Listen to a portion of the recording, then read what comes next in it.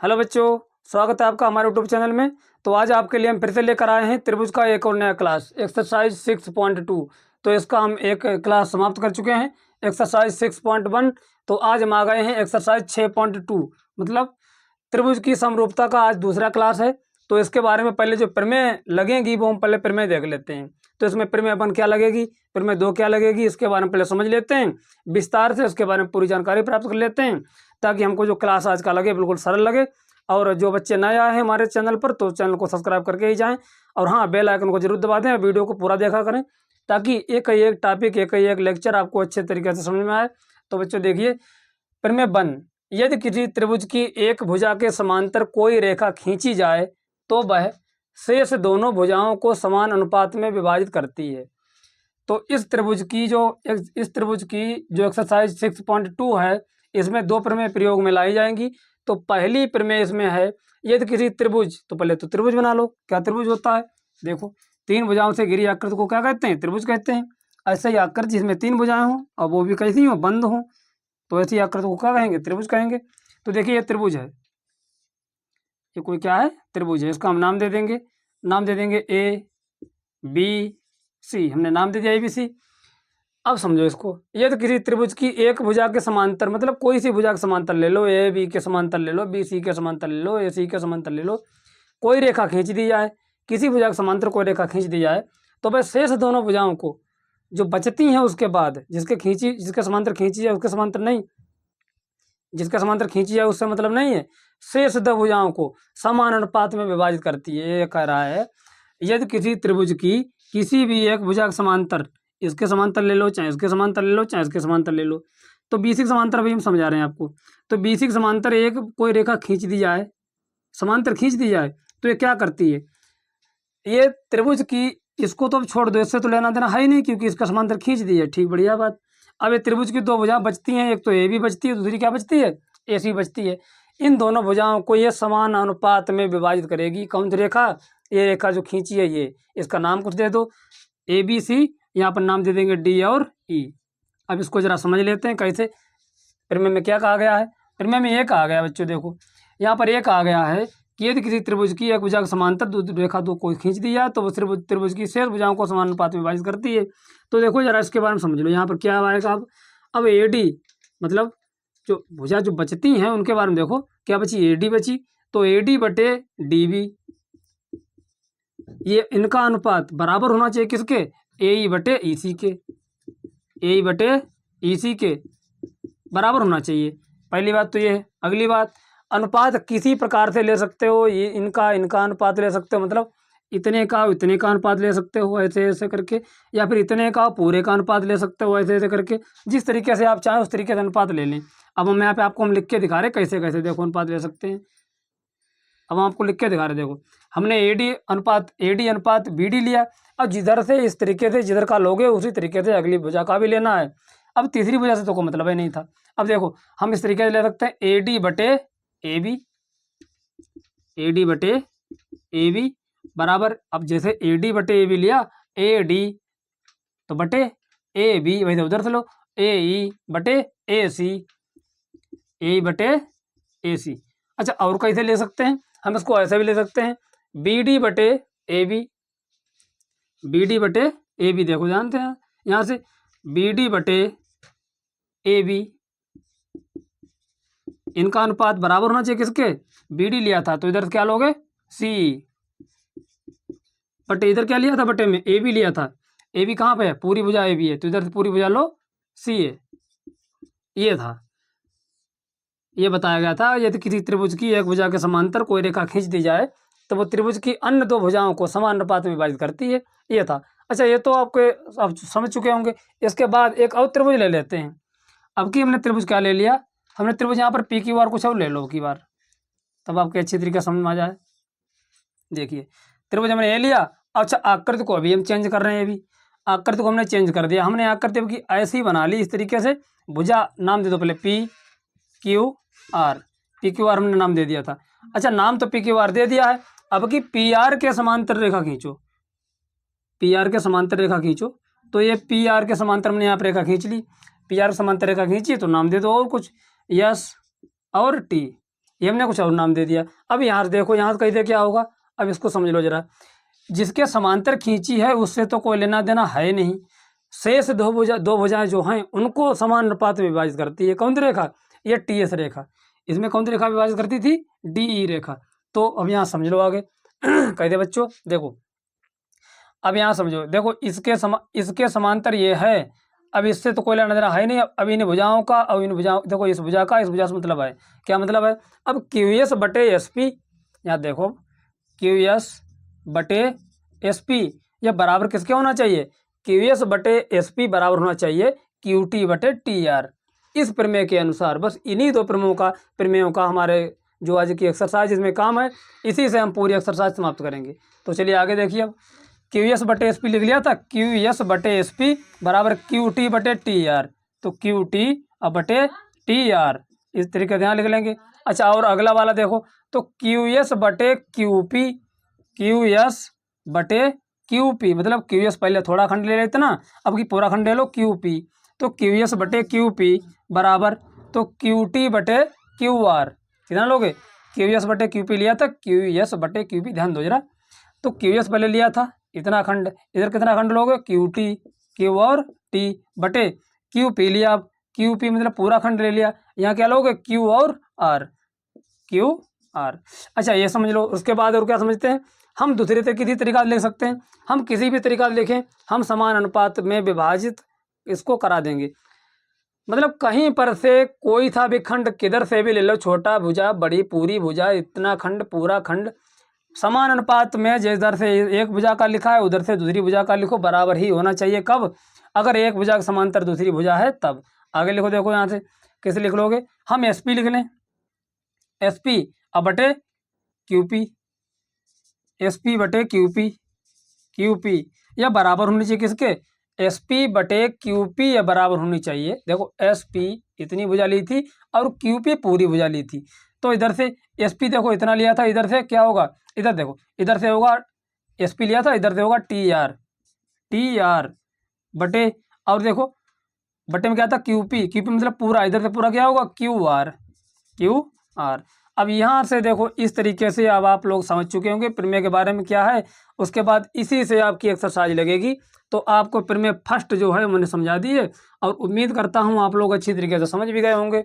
तो यहाँ से तो अब तक तो कोई दिक्कत हुई नहीं होगी, क्योंकि त्रिभुज बहुत बच्चों को कठिन लगता है। त्रिभुज ज़्यादातर बच्चे ये कहते हैं कि बहुत कठिन है, समझ में नहीं आता है। तो आज ये वीडियो अगर पूरा देख लेंगे तो त्रिभुज कतई बिल्कुल सरल लगेगा, कोई दिक्कत नहीं होगी। और हाँ, वीडियो को शेयर जरूर कर दें, चैनल को सब्सक्राइब कर दें और बेल आइकन जरूर दबा दें। तो आप ऐसे वीडियो को बने रहें, कहीं पर स्किप नहीं करना है, पूरा वीडियो आपको फुल देखना है। तो हमने आपको दो फिगर बना करके, दो चित्र बना करके एक प्रमेय समझा दी थी।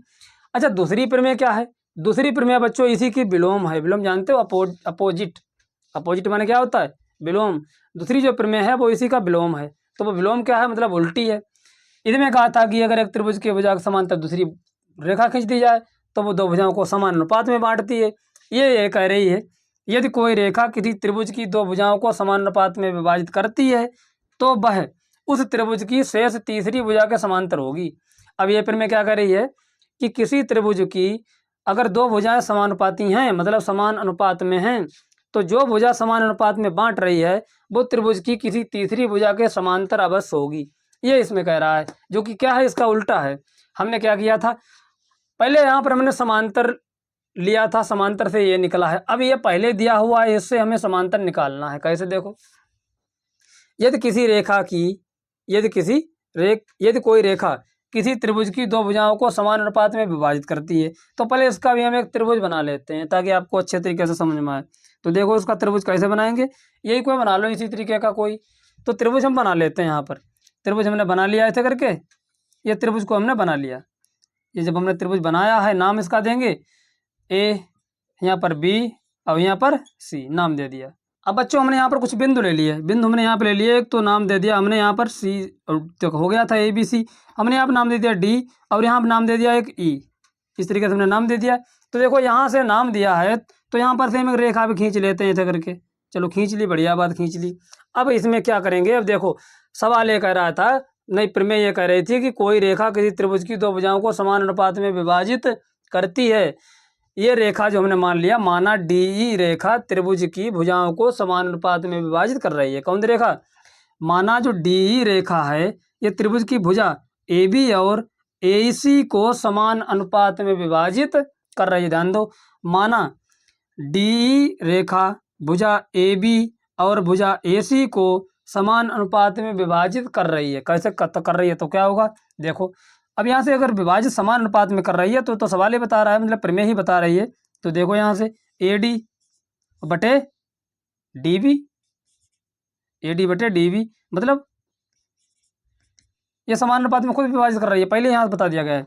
अब AD बटे DB यहाँ से विभाजित कर रही है, तो यहाँ भी देखो AD की जगह क्या लिखा है, AD ये थी तो यहीं तक लोगे ये AE और बटे DB कहाँ से कहाँ तक था, DB ये यहाँ से यहाँ तक था, तो इधर क्या लोगे EC अगर ऐसा है तो, अगर ऐसा है तब यहाँ लिख लेंगे, यदि ऐसा है तब क्या होगा, तब रेखा जो रेखा कौन सी है आपकी, D है, D रेखा समांतर होगी किसके, भुजा BC के, D रेखा BC के समांतर होगी। ये यहाँ समझ गए हो आप। अच्छा उसके बाद देखो आगे, यहाँ से यहाँ पर नंबर 1 डाल लो, इसे नंबर 2 यहाँ से देख लेते हैं। यदि समझ लो आगे। अब अनुपात अलग अलग तरीके से ले सकते हैं हम। अब AD बटे AB, AD अब बटे AB, AD बटे AB, इधर देखो AD इतना लिया था, इधर लो AE बराबर AE अब बटे AD बटे कितना लिया था, AB पूरा लिया था, AB इधर पूरा लोगे अब AC। अगर ऐसा है तब क्या होगा, तब बच्चों ध्यान दो, तब ये DE समांतर होगी BC के, तब D समांतर होगी, ये समांतर का चिन्ह होता है किसके, BC के।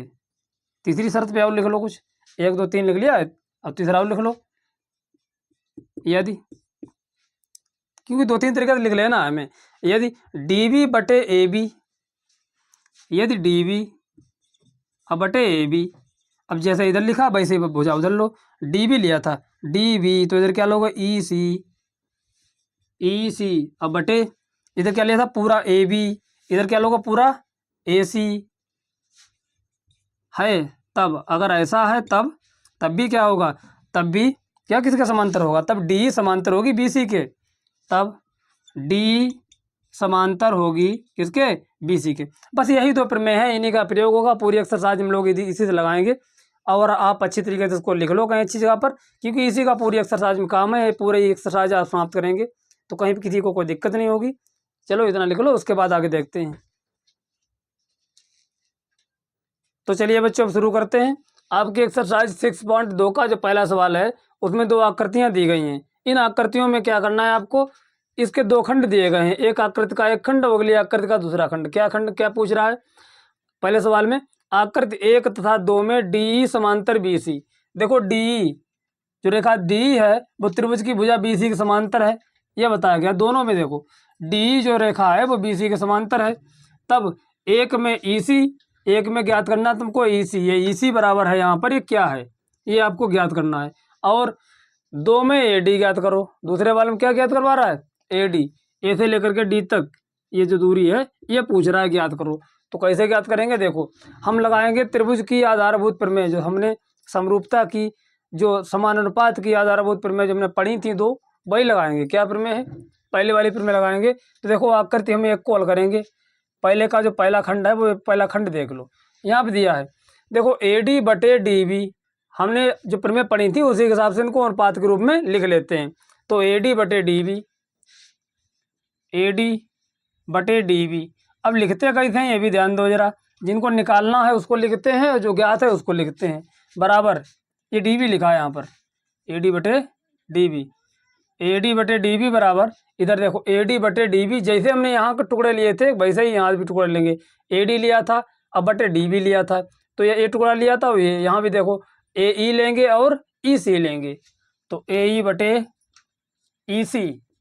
अब जरा ध्यान दो यहाँ पर इनके मान है वो मान लगा दो। क्या क्या मान है, AD का मान बच्चों क्या है, AD का मान है 1.5, क्या है 1.5 बटा DB का मान क्या है, DB का मान है 3 बराबर। AE का मान देख लो, AE का मान है बच्चों 1 और ईसी का मान क्या है, बीसी पूछ रहा है, तो ईसी का मान क्या है, नहीं यही तो निकालना है, हमको मान पता नहीं है, इसको हम ऐसे लिख लेंगे ईसी। अब क्या करते हैं, इसके बाद में इसको हल कर लेते हैं कैंची गुणा करा के। तो देखो एक बार हम इसको दूसरी का आप लिख लेते हैं, 1.5 अब बटा 3 बराबर 1/EC। ध्यान दो जरा, जब पॉइंट हटाते हैं तो हम नीचे जीरो बढ़ा लेते हैं, पॉइंट हटा के नीचे क्या बढ़ा लेते हैं, जीरो। अब आ गया है 15/30 बराबर 1/EC। अब ध्यान दो, 15 एकन 15, 15 दूनी 30। अब आगे बच्चों क्या आएगा यहाँ से, देखो 1/2, 1/2 बराबर 1/EC, EC। अब ध्यान दो यहाँ से लिख लो दोबारा, कैंची गुणा कर लेते हैं। अब EC एकन EC, EC एकन EC, देखो कैंची गुणा इस तरीके से, इधर इधर इधर इसकी इधर इसकी इधर, कैंची गुणा EC एकन EC बराबर 2 एकन 2। EC बराबर कितना आ गया, 2 एकन 2। आपका EC ज्ञात हो गया, EC कितना ज्ञात हो गया, EC आपका आ गया है 2। यही आंसर आपका। तो देखो EC हमको पता लग गया कितना आया, ये 2 आया, ये हमको आंसर मिल गया है। अब अगले चित्र की ओर देखते हैं। अगले सवाल में अगला जो चित्र है वो है दूसरा वाला खंड। देखो इसमें सेकंड में AD ज्ञात करो। इस वाले में क्या ज्ञात करवा रहा है, A और D, AD ये वाला पूछ रहा था कि AD ये टुकड़ा ज्ञात करो। तो देखो त्रिभुज की भुजा में AD का हम लिख रहा है, देखो ये लिखा है AD, ये हमको ज्ञात करना है। तो सेकंड हम यहाँ डाल लेंगे, हम सेकंड कॉल कर रहे हैं। तो त्रिभुज की भाई समानुपातिक आधारभूत प्रमेय लगाएंगे। क्या प्रमेय है, AD/DB। एक तो हम वो भुजा लेते हैं जो हमको ज्ञात करनी है, एक वो भुजा लेंगे जो हमको पता है, मतलब ज्ञात बटे अज्ञात कर लो या अज्ञात बटे ज्ञात कर लो, इस तरीके से अमल कर लेते हैं, फालतू में किसी को नहीं लेते हैं। देखो AD/DB, AD/DB बराबर इधर देखो AE/EC, AE/EC। अब सब बस इनका सबके मान लगा दो। AD का मान पता है नहीं, AD का मान इधर लिख लो, जब पता नहीं है तो अब जिसका पता है उसका लगा दो। देखो DB का मान क्या है, DB का मान बच्चों है 7.2, मतलब 7.2 सेंटीमीटर था यहाँ। AE का मान कितना है, AE का मान है 1.8, 1.8। और उसके बाद था EC का मान देख लो, ये था 5.4। अब देखो आ गए यहाँ से, अब AD अब बटे 7.2 बराबर, यहाँ से पॉइंट हटा दो, यहाँ से पॉइंट हटा दो, पॉइंट हटता कैसे, दशमलव एक एक अंक पहले है। देखो 8 में एक अंक पहले दशमलव, अब यहाँ भी एक अंक पहले दशमलव। तो यहाँ से जब हटाओगे तो यहाँ नीचे जीरो बढ़ेगा, यहाँ से हटाओगे ऊपर जीरो बढ़ेगा, फिर जीरो जीरो कैंसिल हो जाएगा। तो देखो यहाँ से कितना आ गया, 18 बटे आ गया 54। 18 बटे 54 क्या इसके पारे में आता है, तो 18 दूनी 36, 18 का 18, 18 दूनी 36, और 18 तियाँ 54। तो वो काट दो, 18 का 18, और 18 तियाँ 54।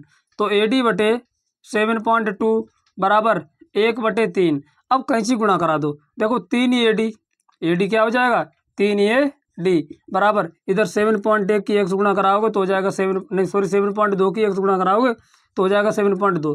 अब AD बराबर देखो 7.2 अब बटा 3।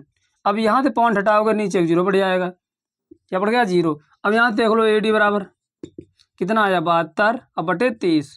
काट दो, किससे कटेगा, 3 दे काट दो पहले, देखो 3 से काट के देखो, 3 दशावन 30, और ऊपर भी 3 दूनी 6 और 3 चौकू 12।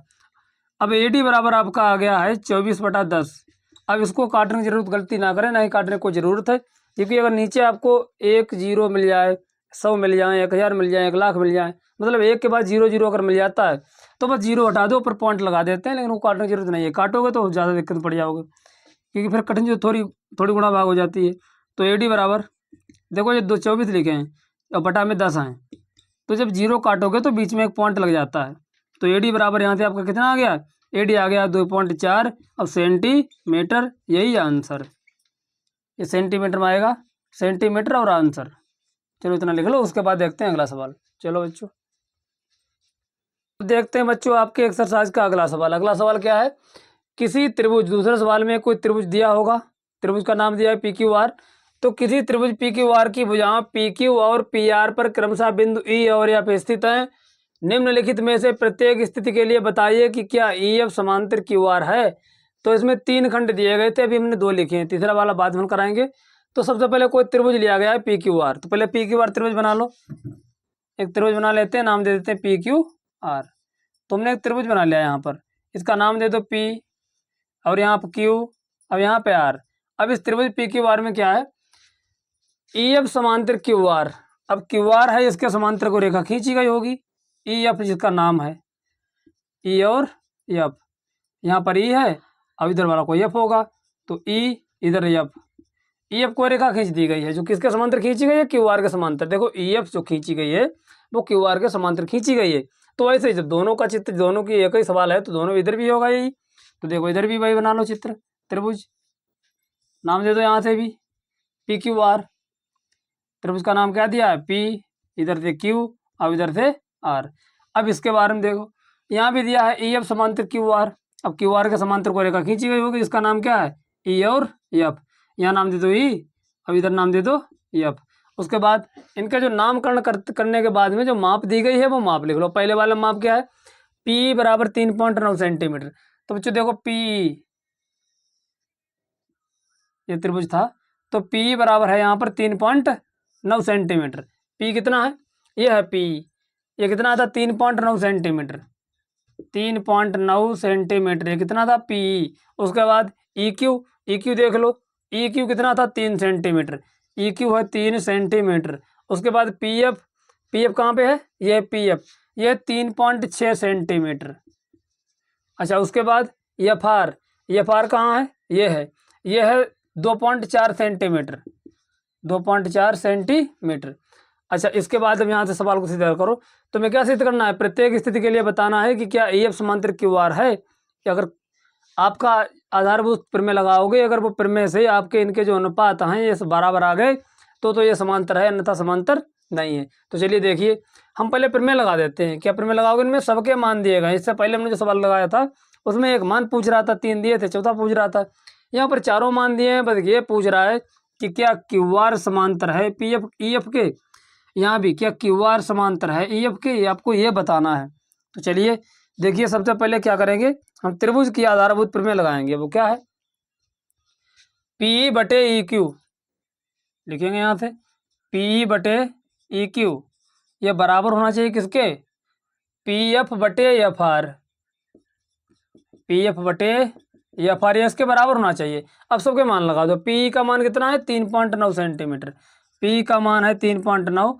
और उसके बाद ई क्यू देख लो, ई क्यू यहाँ आया है तो ई और क्यू ये कितना है 3/3 बराबर पी एफ, पी एफ कितना है 3.6 सेंटीमीटर, तो 3.6 बटे एफ आर कितना है, एफ आर देखो 2.4 है, 2.4।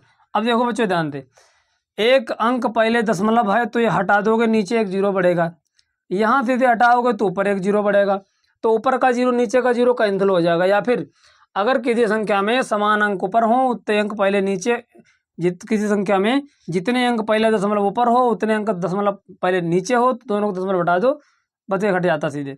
अब यहाँ से लेकिन दशमलव हटाओगे तो यहाँ पर जीरो बढ़ जाएगा, क्योंकि यहाँ नीचे हटाने के लिए कुछ है नहीं, तो यहाँ से दशमलव हटाओगे नीचे क्या बढ़ेगा, जीरो। अब आपका यह आ गया है 39/30 बराबर 36/24। चलिए काट के देख लो, किससे काटोगे, 3 काट दो, 3 7 30, ऊपर देखो काट के 3 1 3 और 3 3 9, ये कट गया। नीचे काट, इसको काटो, 3 8 24, 8 आया। ऊपर देखो काट के 3 1 3 और 3 दूनी 6, मतलब 12 आ गए। अब यहाँ आपको क्या मिला है, आपको मिला है 13/10 बराबर 12/8। अभी ये तो और कट जाएगा, ये कटेगा ही नहीं, काट दो 4 से, 4 दूनी 8 और 4 3 12। तो कुल मिला के बच्चों यहाँ ध्यान दो, 13/10 जो कि 13/10 है, ये कटता नहीं अब किसी से, बराबर 3/2।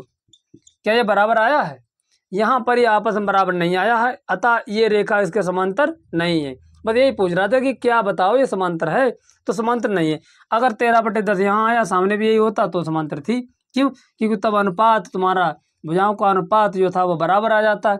यहाँ पर भुजाओं का अनुपात बराबर नहीं आया है, इसलिए ई एफ रेखा क्यू आर के समांतर नहीं है। तो ये बराबर आया क्या, ये बराबर नहीं आया है। पी अब बटे ई क्यू, ये बराबर नहीं है किसके, ई पी एफ अब बटे एफ आर के, ये इसके बराबर नहीं है। जब इनका अनुपात बराबर नहीं है तो फिर ये भुजा इस रेखा के समांतर हो ही नहीं सकती। अतः सीधे लिख दो जो पूछ रहा था, अतः यहाँ पर ई एफ समांतर क्यू आर नहीं है, अतः ई एफ जो है वो क्यू आर के समांतर है नहीं है, नहीं है।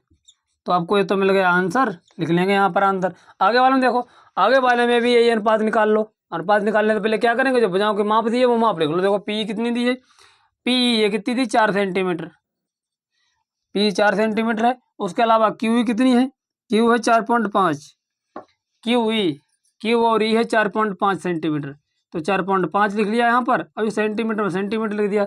आगे पी एफ देखो, पी एफ थी 8 सेंटीमीटर। उसके बाद आर एफ कितनी है 9 सेंटीमीटर, आर एफ जो है वो है 9 सेंटीमीटर। बस यहाँ भी हम अनुपात निकालेंगे। अगर अनुपात आपका समान आता है तो फिर ये समांतर इसके है। अगर समानुपात अनुपात जो है समान नहीं है तो ये भुजा कौन भुजा क्यू आर समांतर नहीं होगी ई एफ के। चलो पहले अनुपात निकाले, देखो कैसे लिखोगे, पी बटे ई क्यू, पी ई बटे ई क्यू बराबर होनी चाहिए किसके, पी एफ बटे किसके बोलो, एफ आर के, एफ आर के। अगर ये बराबर है, इनका अनुपात समान आता है तब तो ये समांतर है, अन्यथा नहीं है। अब इनके सबकी वैल्यू लगा दो। पी का मान देखो कितना है, पी का मान है 4 बटे ई क्यू का मान, ई क्यू का मान है 4.5 बराबर पी एफ का मान, पी एफ का मान है 8, एफ आर का मान, एफ आर का मान है 9। देखो यहाँ से जरा पॉइंट हटाओगे तो ऊपर एक जीरो बढ़ जाता है यहाँ पर। अभी अगर ना यहाँ से पॉइंट हटाना चाहो तो अगली लाइन में लिख लो एक बार, क्योंकि तब आपके अच्छे से लिखने में समझने में सब अच्छा लगेगा, समझ में भी आएगा। तो 4 बटे 4.5 बराबर 8 बटे 9। देखिए यहाँ से ये 4 है तो काट देंगे, 4 एकन, अभी काटना नहीं है, अभी काटना नहीं है क्योंकि पॉइंट हटाओगे तो ऊपर क्या बढ़ेगा, जीरो। आगे देखो, अब ये आ गया है 40 बटे 45 बराबर 8 बटे 9। काट के देख लो, 5 नेम 45 और 5 अट्ठे 40। यहाँ से क्या मिला तुम्हें, यहाँ से ये मिला है हमको 8 बटे 9, सामने वाला भी मिल गया है 8 बटे 9। मतलब यहाँ पे देखो, यहाँ पे जो तुम्हारा अनुपात है त्रिभुज की दोनों भुजाओं का जो अनुपात है वो कैसा आया, वो समान आया है। यहाँ पर क्या समान आया है, यहाँ पर समान आया है मान किसका, पी बटे ई क्यू, पी बटे ई क्यू ये बराबर आ गया है, किसके बराबर आ गया है, पी एफ बटे एफ आर के, पी एफ बटे एफ आर के ये बराबर आ गया है। अतः इस आकृति में या इस त्रिभुज में या इसमें जो क्यू आर है, वैसे यहाँ लिखा वैसे उस तरीका लिखो, इसमें ई एफ समांतर हो जाएगी किसके, क्यू आर के। तो बच्चों इतना अभी लिख लो, उसके बाद आगे बताते हैं। और हाँ, वीडियो को अधिक से अधिक बच्चों को शेयर कर दें और चैनल को सब्सक्राइब करें। अभी आगे अच्छे अच्छे सवाल हैं जो कि यूपी बोर्ड के लिए काफ़ी इंपॉर्टेंट है, तो वीडियो में बने रहिएगा और प्रत्येक अच्छे अच्छे सवाल को अच्छे अच्छे तरीके से आप लिखिए, समझिए। चलो इतना बता लो, उसके बाद आगे देखते हैं। अब देखते हैं बच्चों, आपका जो दूसरा सवाल था उसका तीसरा खंड, 2 खंड तो हम बता चुके हैं। देखो तीसरे खंड में क्या पूछ रहा है भाई, पूछ तो वही रहा है कि त्रिभुज पी क्यू आर है, इसमें बताना है आपको एफ समांतर क्यू आर, लेकिन यहाँ पर भुजाओं की माप जो है वो अलग अलग दी है। त्रिभुज भाई बनेगा, त्रिभुज कौन सा बनेगा, त्रिभुज भाई बनेगा पी क्यू आर। तो पहले त्रिभुज बना लो पी क्यू आर, ये त्रिभुज है, इसका नाम दे दो पी क्यू आर। यहाँ पर पी, यहाँ पर क्यू और यहाँ पर आर, पी क्यू आर हमने नाम दे दिया। अच्छा, उसके अलावा देखो जो माप दी है वो माप लिख लो। और ई एफ समांतर क्यू आर, अब क्यू आर तो पता है, ई एफ पता ही नहीं है, तो ई एफ आपको बनानी पड़ेगी। यहाँ से इसका नाम दे दो ई, अब इधर नाम दे दो ई एफ, हमने नाम दे दिया। ये रेखा कोई है ई एफ समांतर क्यू आर, ये तुमको सिद्ध करना है। तो देखो इनके जो खंड है वो मान दे दो। पी क्यू का मान 1.28, जो पी क्यू है, जो पी क्यू जो पूरा है इसका मान कितना है 1.28 और सेंटीमीटर, मतलब पूरी जो दूरी है, पूरी भुजा है ये है 1.28 सेंटीमीटर। अच्छा, उसके अलावा पी आर कितनी है, पी आर मतलब पूरी भुजा है पी आर, तो पूरी भुजा है 2.56 सेंटीमीटर, मतलब पूरी जो भुजा है उसकी माप कितनी है, ये पूरी भुजा की माप है 2.56 सेंटीमीटर।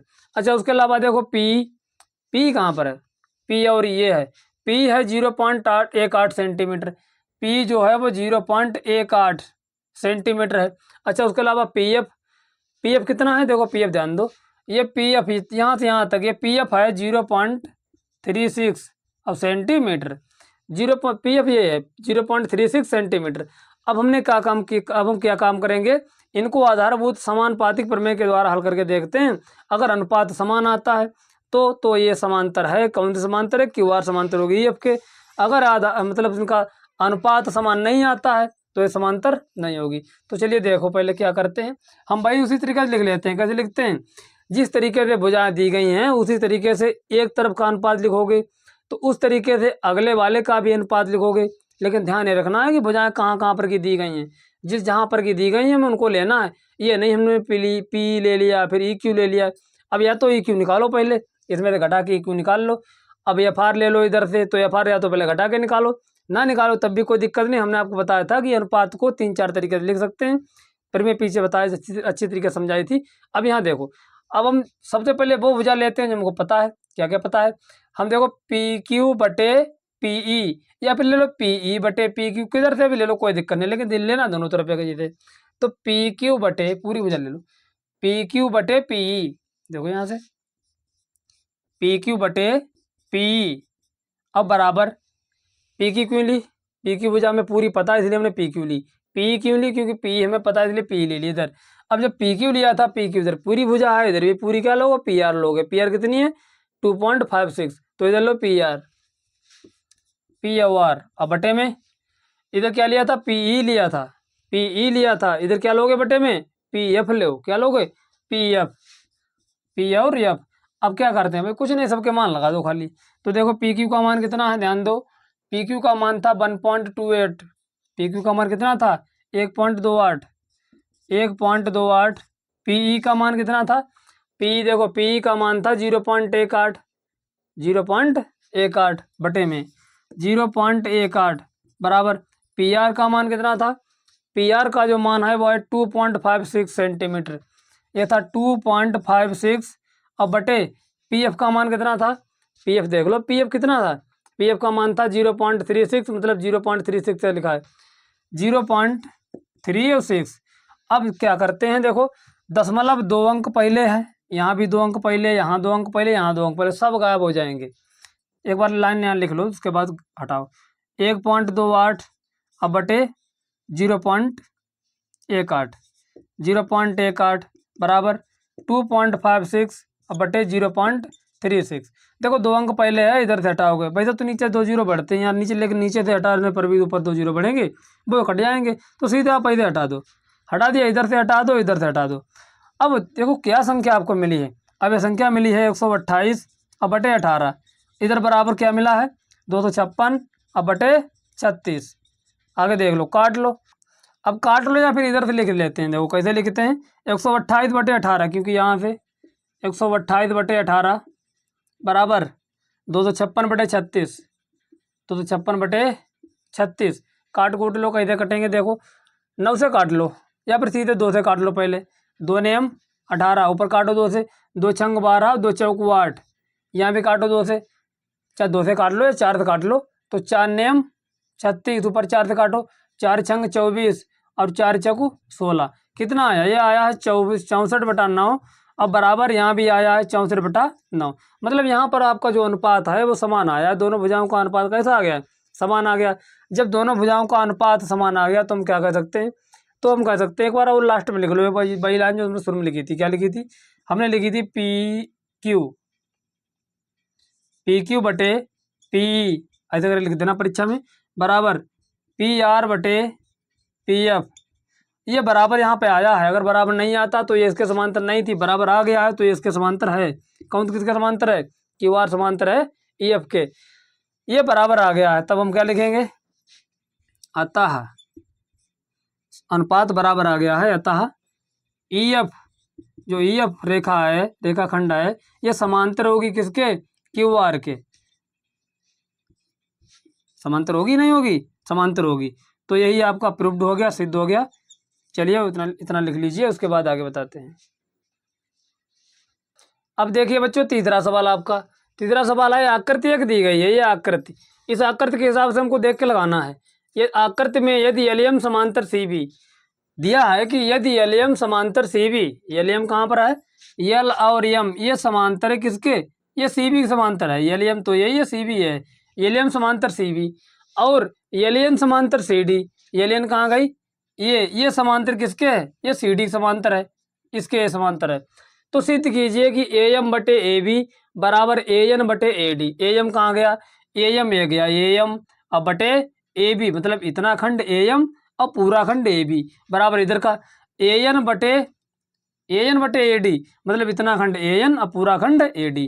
देखो इस तरीके से पूछ रहा है, ये पूछ रहा है ए एम अब बटे ए बी बराबर ए एन अब बटे ए डी मतलब इतना इतना खंड पूरा पूरा खंड, इस तरीके से पूछ रहा था। तो देखो कैसे इसको हल करेंगे, किस तरीके से लिखेंगे, जैसे हम यहाँ पर आपको समझाएं वैसे लिखें और उसी तरीके से, क्योंकि सवाल तो इम्पॉर्टेंट है। तो परीक्षा में, बोर्ड परीक्षा में भी आपको इसी तरीके से लिखना है, पूरे नंबर चाहिए हैं। तो अब अच्छी तरीके से समझ लेना, कोई गलती नहीं है। देखने में सवाल आपको कठिन लग रहा होगा, लेकिन बस 2-3 लाइन का सवाल है, बहुत सरल है, सिंपल है। देखो कैसे हल करते हैं इसको। जो सिद्ध करना है उसको पहले लिख लेंगे। क्या सिद्ध करना है, पहले सबसे पहले वो लिख लो, दिया है। दिया क्या है, क्या सवाल में दिया है? सवाल में दिया है कि एलियम समांतर सी बी, एलियम समांतर सी बी, ये दिया है। एलियम समांतर है किसके, सी बी के, और एलियन समांतर है सी डी के, तथा एलियन ये समांतर है किसके, सी डी के। मतलब ये इसके समांतर है और ये इसके समांतर, ये सवाल कह रहा था। सिद्ध क्या करना है हमको, क्या सिद्ध करना है हमको? सिद्ध करना है, बोला नहीं आप लोग, क्या सिद्ध करना है हमको? सिद्ध करना है ए एम बटे ए बी बराबर ए एन बटे ए डी।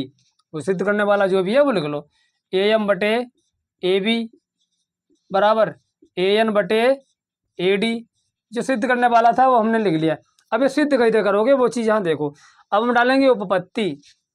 उपपत्ति बच्चों, उपपत्ति उत्पत्ति नहीं होती है, लगभग होती तो एक जैसी है, लेकिन उपपत्ति का मतलब होता है सबूत, प्रूफ। उपपत्ति को अंग्रेजी में बोलते हैं प्रूफ। तो उपपत्ति क्या करोगे, कैसे इसकी उपपत्ति करोगे, क्या सबूत दोगे? तो अब देखिए बच्चों, यहाँ से हमको क्या सिद्ध करना था, हमको सिद्ध करना है ए एम बटे ए बी, ए एम बटे ए बी लाना है। तो ए एम कहाँ है, ए एम बटे ए बी, ध्यान दो, ए एम बटे ए बी ये हमको लाना है। तो ए एम और ए बी किस त्रिभुज में मिलेगा, ये हमको ध्यान देना होता है। सवाल को हम इस तरीके से पकड़ेंगे कि जो चीज़ पूछ रहा है वो चीज़ हमको किस त्रिभुज में मिलती है, हम इस तरीके से सवाल को पकड़ते हैं। तो ध्यान दो आगे देखो, ए एम बटे ए बी, अब ए एम बटे अब ए बी किस त्रिभुज में मिलेगा, नीचे वाले त्रिभुज में तो मिलेगा नहीं, ये मिलेगा हमको यहाँ से लेकर के ए बी सी में। किस त्रिभुज में मिलेगा, ए बी सी में।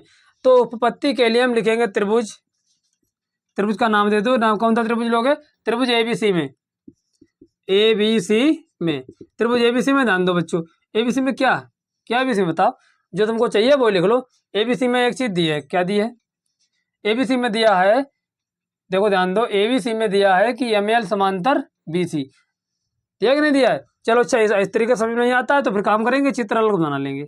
एक चित्र हम अलग से बनाएंगे बच्चों, ऐसे बना लो। अच्छा दूसरा रप्पे बना लो ऐसे कहीं, तो ये हमने बना लिया। नाम दे दिया इसका ऐसे, ए यहाँ पर, बी यहाँ पर, सी। अब एक जो यहाँ पर एम एल खींचा है वो एम एल खींच दो, इस वाले त्रिभुज की बात हो रही है, ऊपर वाले खाली। नाम क्या, यहाँ क्या था एम और यहाँ क्या था एल। अब देखो, अब ये तो दिया ही है कि यहाँ पर एल एम ये समांतर है किसके, बी सी के या सी बी के, एल एम समांतर सी बी, ये चीज़ दी है। यहाँ पर क्या दिया है कि एल एम समांतर सी बी। जब एल एम सी एम के समांतर है तो जिसके समांतर है उससे तो कोई लेना देना है नहीं, इससे मतलब नहीं है। लेकिन शेष दो भुजाओं को ये समान अनुपात में विभाजित करती है। अगर कोई रेखा किसी त्रिभुज की भुजा के समांतर खींच दी जाए तो वो उससे तो पत्र छोड़ के शेष दो भुजाओं को बराबर अनुपात में बांटती है। कैसे बराबर अनुपात में बांटती है, देखो अब यहाँ पर जो चीज़ लेना है उसके हिसाब से देखो। देखो ए एम बटे ए बी है तो ए एम लिया, अब बटे ए बी लिया, मतलब ए एम एक बार ले लो, अब बटे में क्या लिया, ए बी।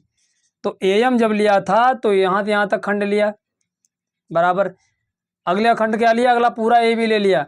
तो ए एम लिया था उतना ही इधर से वाला लो, इधर से क्या होगा ए एल बटा ए बी लिया था, पूरी पूरी भुजा ए बी थी तो यहाँ पूरी भुजा क्या मिलेगी, ए सी, ए और सी। अब इसको डाल लेंगे समीकरण नंबर 1, हमने समीकरण नंबर 1 डाल लिया। सबसे सरल विधि है ये, इससे सरल आपको विधि कहीं मिल ही नहीं सकती है। कहीं पर भी आप चले जाओ, इससे सरल कोई विधि नहीं मिल सकती है। बस 3-4 लाइनों में आंसर आ जाता है। बाकी आप जितने लोग कहते हैं कि मुझे त्रिभुज समझ में नहीं आता है, तो आप आज आप लोग बहुत अच्छी जगह पे आए हैं, बहुत सरल जगह, सरल तरीके से हम आपको सिखाएंगे, तो कोई दिक्कत नहीं होगी। बस वीडियो को देखते रहना है, कहीं पर स्किप नहीं करना है। और इससे आगे और अच्छे सवाल हैं तो वीडियो को छोड़ के तो भागने नहीं है कतई, पूरा वीडियो आपको देखना है, क्योंकि हमने 160 वीडियो बनाया है आपके लिए। पूरा त्रिभुज समझाने के लिए हमने आपको क्या किया है, 160 वीडियो बनाया है। आपकी पूरी एक्सरसाइज 6 पॉइंट में आपको कंप्लीट मिलेगी। तो वीडियो को लाइक करना है, चैनल को सब्सक्राइब करना है, लेकिन यहाँ से छोड़ के नहीं जाना है, पूरा वीडियो देखना है, स्किप तो कभी करने नहीं है। बस देखो एक समीकरण मिल गई। अब की बार क्या लाना है तुम्हें, अब की बार लाना है AN बटे AD, AN बटे AD, ध्यान दो इधर। अब AN बटे AD लाना है तो AN और AD ऊपर वाले त्रिभुज में तो मिलेगा नहीं, कहाँ मिलेगा, ये हमको मिलेगा ADC में। किस त्रिभुज में मिलेगा, ADC में। अब इसके लिए दूसरा त्रिभुज एक और बना लो, त्रिभुज जितने बनाओगे उतना ही तुम्हें समझ में अच्छा आएगा और अच्छी तरीके से समझ में आएगा, कभी भूलोगे ही नहीं। ये देखो एक हमने त्रिभुज और बना लिया था रप्पे, इसका नाम क्या था, जो बना था उसी को बना लिया, कहीं अलग अलग से नहीं लेके आया। ए यहाँ पर क्या था बिंदु, डी यहाँ बिंदु क्या था, सी। अच्छा इसमें एल और थी, तो एल थी वो एल लिख लो, ये क्या थी एल, और यहाँ क्या थी एन। अब सवाल तो ये कह रहा था पहले से ही कि एल समांतर सी डी, मतलब एल है वो सी डी के समांतर है। ये चीज़ दे रखी है, क्या दे रखी है कि एल समांतर किसके, सी डी के। अब हम अब कौन से त्रिभुज में आ गए हैं, हम अब आ गए हैं त्रिभुज ए सी डी में। कि त्रिभुज में, त्रिभुज ए सी डी में। तो त्रिभुज ए सी डी में पहले किस त्रिभुज में थे, पहले त्रिभुज थे हम ABC में। अब आगे यहाँ ध्यान दो, जरा इधर आ जाओ आगे। देखिए एल समांतर सी डी, अगर ये इसके समांतर है तो जिस भुजा के समांतर है उससे तो लेना देना है नहीं, उसको छोड़ दो। लेकिन शेष दो भुजाओं को ये भुजा, ये रेखा समान अनुपात में विभाजित कर देती है। कैसे विभाजित कर देती है, देखो क्या तुम्हें सिद्ध करना है, तुम्हें लाना है AN बटे AD। तो पहले जो लाना है उसको पहले लिख लो, AN बटे AD। तो AN यहाँ लिख लेंगे हम AN, अब बटे क्या लिख लेंगे AD। ये बराबर किसके होगा, ध्यान दो, AN पहला इतना खंड लिया था तो इधर का इतना खंड लो, तो AN बराबर लोगे AL। और AD तुमने पूरी भुजा ली तो इधर की पूरी भुजा क्या होगी AC। यहाँ तक आपके अच्छी तरीके से समझ में आ गया होगा। तो देखिए इसको डाल लेंगे समीकरण नंबर 2, ये हमने डाल लिया समीकरण नंबर 2। बच्चों ध्यान से देखो, अब समीकरण 1 और 2 को देख लो, समीकरण 1 और समीकरण 2 ध्यान दो, AM बटे AB बराबर AL बटे AC। ये बच्चों L है और ये वाली C है, तो AM बटे AB बराबर AL बटे AC, यहाँ से AN बटे AD बराबर AL बटे AC, मतलब दाएं पक्ष जो हैं वो दोनों समीकरणों के बराबर हैं। जरा ध्यान दो, देखो दाएं पक्ष, ये बाएं पक्ष होते हैं इधर वाले दाएं पक्ष, दाएं पक्ष दोनों समीकरणों के बराबर हैं। क्या है, AL बटे AC दोनों पक्ष समीकरणों के हैं नहीं है। जब किसी समीकरण का एक पक्ष समान हो, चाहे बायां दोनों का समान हो या दायां दोनों का समान हो, तो वो समीकरण आपस में कैसी होती हैं, बराबर होती हैं। कैसी होती हैं, बराबर होती हैं। अब हम लिखेंगे समीकरण 1 बार समीकरण 2 से, समीकरण 1 बार समीकरण 2 से, 1 और 2 से देख लो क्या है एक समीकरण में, इनके बाएं पक्ष दाएं पक्ष बराबर हैं तो बाएं पक्ष अपने आप स्वतः बराबर हो जाएंगे। तो AM बटे AB, AM बटे AB बराबर किसके हो जाएगा, AN बटे AD के, AN बटे AD के। अब मान लो ये कोई लड़का है, इसके पास है 90 रुपये हैं, ये कोई लड़का है इसके पास कितने रुपए हैं, 90 रुपये। ये दूसरा कोई लड़का है इसके पास भी ये 90 रुपये, जब समान है तो 90-90 होंगे दोनों जगह। ये लड़का है इसके पास 90 रुपये यहाँ पे हैं, ये लड़का है इसके पास 90 रुपये यहाँ पे हैं, तो हम कह सकते हैं कि दोनों की संपत्ति आपस में कैसी है, बराबर है। आपस में दोनों की संपत्ति कैसी है, बराबर है। जब संपत्ति बराबर है तो उनको हमने बराबर लिख दिया भाई, तो किया देखो बराबर, जब दाएं पक्ष बराबर थे हमने बाएं पक्ष बराबर लिख दिया। अब बस यही लाना था, ध्यान दो इधर, AM बटे AB बराबर AN बटे AD, यही लाना था। इससे अच्छा तरीका हो ही नहीं सकता। चलिए बच्चों अब देखते हैं इसका अगला सवाल। अगला सवाल आपके एक्सरसाइज 6.2 का क्या है, 4 नंबर वाला। आकृति में DE समांतर AC और DF समांतर AE है। तो आकृति यहाँ पर बनी है, चित्र बना हुआ है, तो यहाँ DE समांतर किसके है, AE के। DE समांतर AC के है, DE जो समांतर है वो किसके है, AC के है। और DF समांतर AE के है, DF कहाँ गया, ये DF समांतर जो है वो AE के है, AE के। तो सिद्ध करना है तुम्हें BF बटे FE बराबर BE बटे EC। तो सबसे पहले यहाँ इस चीज़ को देख लो, चाहे तो सवाल को हम इधर से पकड़ सकते हैं, ये सवाल को हम इधर से पकड़ सकते हैं। वैसे तो आपको देखने में कठिन लग रहा होगा और आप लोग समझ रहे हैं कि सवाल को कैसे हल करें, बड़ा कठिन सवाल लग रहा है, लेकिन बहुत सिंपल सवाल है, कोई दिक्कत वाली बात नहीं है। आप लोग बस वीडियो पे बने रहिएगा और वीडियो को स्किप नहीं करना, हम आपको अच्छी तरीके से समझाएंगे पूरी प्रश्नावली, क्योंकि हमको ये 6.2 अभी कंप्लीट करनी है। तो वीडियो को अधिक से अधिक बच्चों को शेयर भी कर देना है, और जो बच्चे नए चैनल पे आए हैं उनको सब्सक्राइब भी कर लेना है और बेल आइकन को भी दबा देना है। चलिए देखिए यहाँ से, अब यह BF और बटे FE यहाँ से लाना है हमको, क्या लाना है, BF बटे FE। हमको ये सिद्ध करना है, क्या सिद्ध करना है, हमें सिद्ध करना है, ये सिद्ध करना है। क्या सिद्ध करना है? देखो ध्यान दो, बी एफ अब बटे एफ ई बराबर बी ई अब बटे ई सी, ये सिद्ध करना है। अब देखो बी एफ और एफ ई कहाँ मिलेगा? बी एफ और एफ ई यहाँ से यहाँ तक ही मिल जाएगा, बी एफ और एफ ई। अब जब इतने में मिल गया तो यहीं पे त्रिभुज ले लो पूरा, ये ए ई बी या ए बी ई। अच्छा अब की बार में बी ई बटे ई सी, बी ई और ई सी मतलब बी यहाँ मिला है और ई सी आगे मिलेगा। अब की बार में हमको फिर पूरा त्रिभुज लेना पड़ेगा। यहाँ से सवाल को पकड़ सकते हो, या फिर इधर से देख लो डी समांतर ए सी, डी समांतर ए सी, तो यहाँ पर से पूरा त्रिभुज की जरूरत पड़ेगा। यहाँ से देखो डी एफ समांतर ए ई, डी एफ यहाँ पर है और ए ई यहाँ पर है, तो इतने त्रिभुज से ही काम चले जाएगा। किधर से भी सवाल को पकड़ सकते हो, आराम से हल कर सकते हो। ठीक, तो यहाँ समझ लो इस तरीके, जिस तरीके से आपकी इच्छा उस तरीके समझ लो। बस एक बार यहाँ देख लो, आप लोग अपने आप खुद स्वयं लगा सकते हैं। कैसे? देखो बी एफ बटे एफ ई, तो बी एफ और एफ ई कहाँ मिलेगा? बी एफ और एफ ई हमको इतने में ही मिल जाएगा, तो फिर इतना ही त्रिभुज बनाना पड़ेगा हमको, ज़्यादा बनाने की क्या जरूरत है। चलो बना लो, त्रिभुज भी में आप लोग बना लेते हैं। ये हमने त्रिभुज बना लिया। क्या बनाया? यहाँ पर नाम क्या था? ए, यहाँ पर नाम क्या था? बी, यहाँ पर नाम क्या है? ई। अब डी एफ ये खींच लो, ये ऊपर डी है और यहाँ पर क्या है? एफ है। चलो अच्छा, उसके बाद देखो ये समांतर डी एफ है, डी एफ समांतर किसके है? ए ई के। ये तो बात तो दी है कि डी एफ ए ई के समांतर है, दिया है यहाँ पर, ये चीज़ दी है। क्या दिया है? कि डी एफ समांतर ए ई, देखो डी एफ समांतर ए ई, ये समांतर है ए ई के। अब अगर ये ए ई के समांतर है तब क्या करते हैं बच्चों? अगर ये इसके समांतर है तब जिसके भुजा के समांतर है उस भुजा से तो कोई लेना देना है नहीं। बस शेष दो भुजाओं को यही समांतर रेखा क्या करेगी? समान अनुपात में बांट देगी। कैसे बांटेगी? देखो अब इस तरीके से लिखेंगे जैसे सवाल में जैसे हमको सिद्ध करना है उस तरीके से। देखो बी एफ बटे एफ ई लेना है, बी एफ बटे एफ ई, ध्यान दो, बी एफ बटे एफ ई, पहले बी एफ और उसके बाद में फिर एफ ई, इस तरीके से लाना है। तो लिखोगे यहाँ पर बी एफ बटे एफ ई, समझते रहना बस, बस 2-3 लाइनों को सवाल है, ज़्यादा कठिन नहीं है। तो बी एफ बटे एफ ई, इधर से पहले बी एफ लिया था, ये वाला खंड लिया था, तो पड़ोस वाला खंड ये लो, तो बराबर क्या होगा? B D. अब बटे लास्ट में क्या लिया था? एफ ई, तो लास्ट में ये वाला खंड लो, डी ए या ए डी, क्या लोगे? D A. इसको डालने के बाद समीकरण नंबर 1। आगे देखो अब की बार क्या लाना है तुम्हें? बी ई बटे ए सी। अब बी ई, अब ध्यान दो यहाँ से बी यहाँ है और ई सी बटे में लाना है, ई सी और आगे है, इसका मतलब अब कि हमको पूरा त्रिभुज लेना पड़ेगा। तो पूरा त्रिभुज लो भाई, चलो पूरा त्रिभुज लो। अब की बार यहाँ लिख लेंगे पूरा त्रिभुज एक बना के, ये पूरा त्रिभुज एक बना लो। कैसे बनाओगे? नाम दे दो यहाँ पर ए, यहाँ पर सी और यहाँ पर बी, ये हमने त्रिभुज एक बना लिया। अच्छा क्या क्या है यहाँ पर, क्या क्या किसके समांतर है? यहाँ क्या क्या समांतर है बोलो? यहाँ पर डी समांतर किसके है? ए सी के। यहाँ पर डी और डी ए सी के समांतर डी है, तो डी और ई लिख लो यहाँ पर। देखो यहाँ पर डी है और यहाँ पर ई है, ये ए सी के समांतर है। फिर क्या करोगे? चलो पहले तुमने कौन सा त्रिभुज लिया था? पहले त्रिभुज तुमने लिया था कौन सा? त्रिभुज ए बी ई में, तो वो चीज़ भी यहाँ पर लिख देंगे, त्रिभुज ए बी ई में, ये लिख दो, हम यहाँ पर लिख लेते हैं। अब की क्या लिखोगे? त्रिभुज ए बी सी में, त्रिभुज ए बी सी में। अब की हम यहाँ से लिख लेते हैं। चलो लिखने के बाद क्या करते हैं? यहाँ से आगे देखो, लिख लिया। अब उसके बाद देखो ये समांतर है, डी समांतर है ए सी के। जब डी ए सी के समांतर है तो जिस भुजा के समांतर है तो उससे कोई लेना देना है नहीं, लेकिन शेष दो भुजाएं जो हैं वो समान अनुपात में होंगी। ये बात तुम्हें खासकर ध्यान रखना है।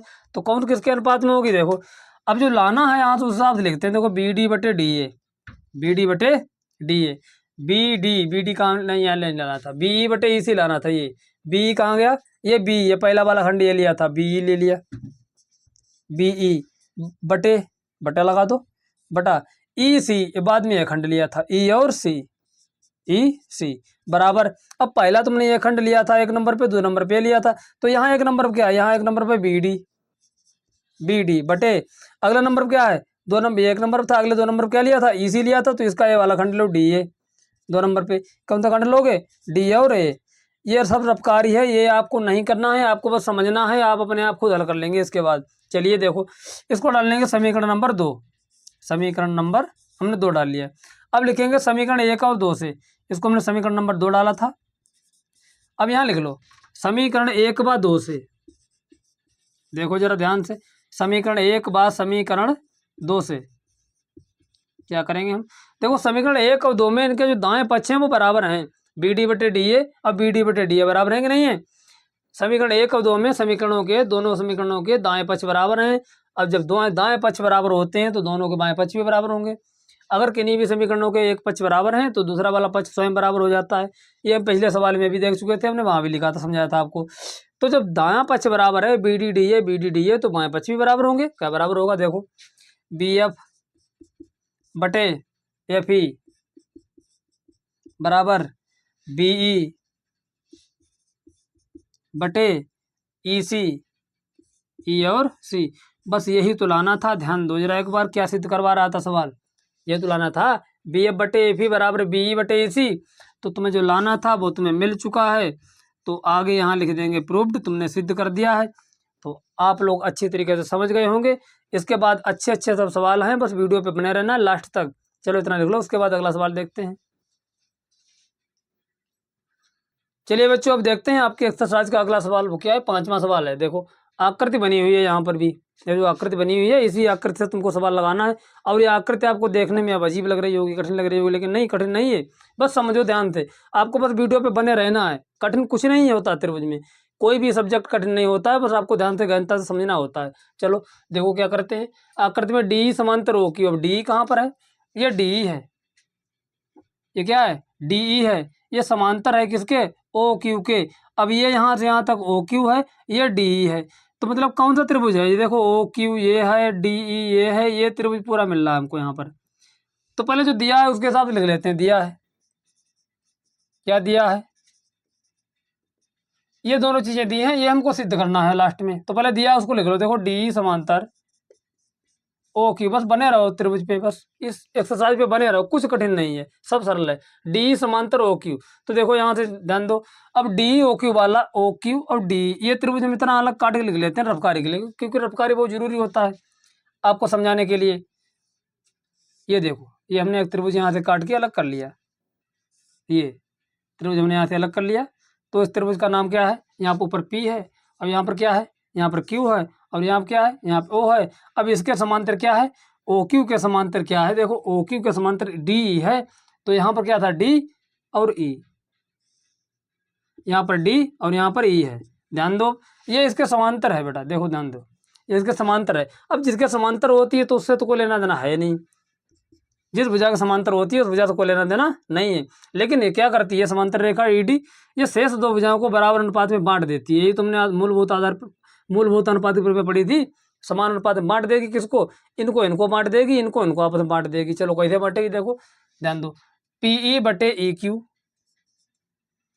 पी बटे ई क्यू, ई और क्यू, ये बराबर होगा किसके, पी डी, ये डी बना है तो पी डी बटे डी ओ, पी डी बटे डी ओ। इसको डाल लेंगे समीकरण नंबर 1। ये हमने कौन सा त्रिभुज लिया था, ध्यान दो, ये हमने त्रिभुज लिया था पी क्यू ओ में। कौन सा त्रिभुज लिया था, त्रिभुज लिया था पी क्यू ओ में, हमने ये त्रिभुज लिया था। अच्छा अब की बार कौन सा त्रिभुज लोगे, त्रिभुज हम कौन सा लेंगे बोलो, सोचो। हम वो त्रिभुज लेंगे जिसके हिसाब से ये समांतर सवाल दिया है। क्या दिया है, समांतर डी एफ समांतर है ओ क्यू के, ओ आर के।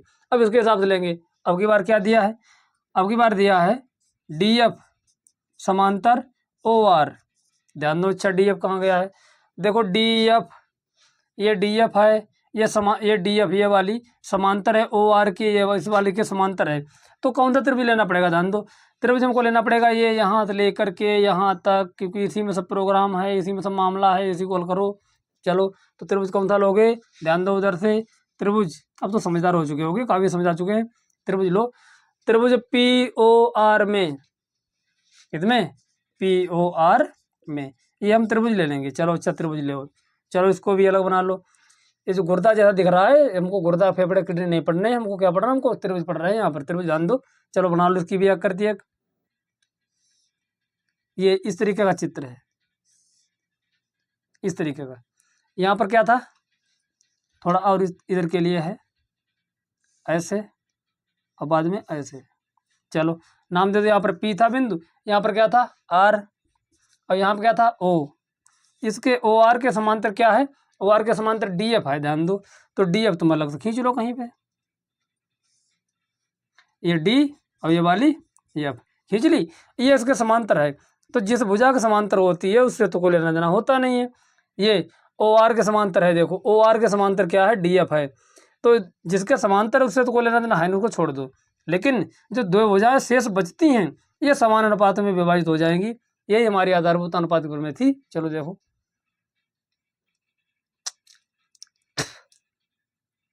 देखो पी डी बटे डी ओ, यहाँ देखो पी डी बटे डी ओ। आगे अपने आप खुद बताओ, बोलो क्या लिखे हैं। अच्छा समझ में आ गया, चलो हाँ ठीक, बताओ इसे।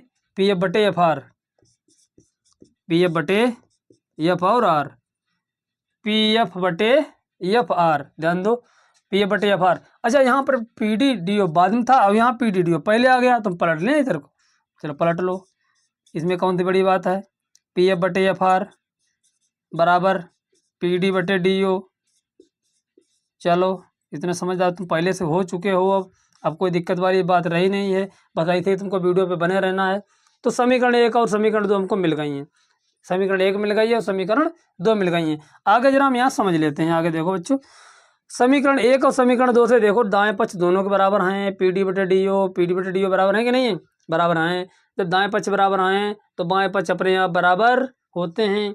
इसके लिए हम कई सवाल बता चुके हैं, आप समझ चुके होंगे। तो दाएं पक्ष बराबर है किसी समीकरण के, तो बाएं पक्ष बराबर होते हैं। चलो देखो, अब पीई लिख लो समीकरण 1 बा समीकरण 2 से, समीकरण 1 बा 2 से पीई बटे ई क्यू, पीई बटे ई क्यू ये बराबर हो जाएगा पी एफ बटे एफ आर के, पी एफ बटे एफ आर के बराबर हो जाएगा। बच्चों ध्यान दो, ये बराबर हो गया। अब आ जाओ मुख्य चित्र पे, जो आपकी आकृति दी थी ये वाली, अब इस पे आ जाओ। देखो पीई बटे ई क्यू, पीई बटे ई क्यू बराबर पी एफ बटे एफ आर, पी एफ बटे एफ आर। ध्यान दो, पीई बटे ई क्यू बराबर पी एफ बटे एफ आर। जब अगर ऐसा अनुपात आ जाए तो हमने तुमको प्रमेय नंबर 2 कराई थी, उसमें क्या बताया था कि अगर भुजाएं समान अनुपात में हैं तो तीसरी खींची गई रेखा क्या होती है, किसी तीसरी भुजा के वो समांतर होती है कि नहीं होती है।